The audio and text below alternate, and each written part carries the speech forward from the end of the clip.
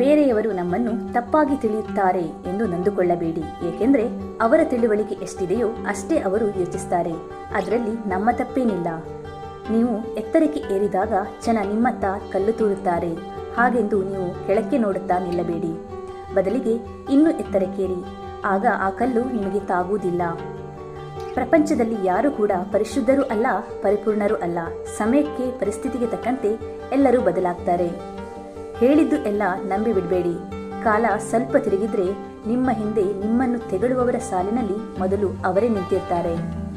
ನಾಣ್ಯಕ್ಕೆ ಹೇಗೆ ಎರಡು ಮುಖವೋ ಹಾಗೆ ಮನುಷ್ಯನಿಗೂ ಎರಡು ಮುಖ. ಒಳಗೊಂದು ಹೊರಗೊಂದು. ಅವಶ್ಯಕತೆಗೆ ತಕ್ಕಂತೆ ಬದಲಾಯಿಸ್ತಾರೆ. ಇದು ವಾಸ್ತವದ ಸತ್ಯ. ನಾವೆಷ್ಟೇ ಬೇಡ ಅಂದ್ರೂ ಈ ಸಮಾಜದಲ್ಲಿ ಬದುಕಲೇಬೇಕು.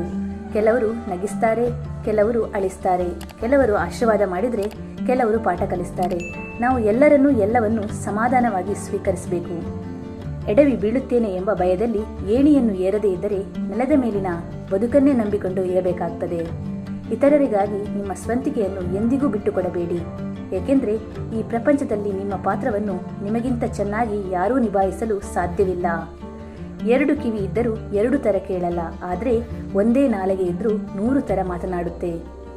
ಬದುಕು ಅಂದರೆ ಏನು ಅಂತ ಕೇಳಿದಾಗ ಸ್ವಾಮಿ ವಿವೇಕಾನಂದರು ಹೀಗೆ ಹೇಳ್ತಾರೆ: ಸುತ್ತಲಿನ ಪರಿಸ್ಥಿತಿಗಳು ನಿಮ್ಮನ್ನು ತುಳಿಬೇಕು ಅಂತ ಕಾತರದಿಂದ ಕಾಯುತ್ತಿದ್ದಾಗ ಅದನ್ನು ಹೆದರಿಸಿ ನಿಲ್ತೀವಲ್ಲ, ಅದು ನಿಜವಾದ ಜೀವನ.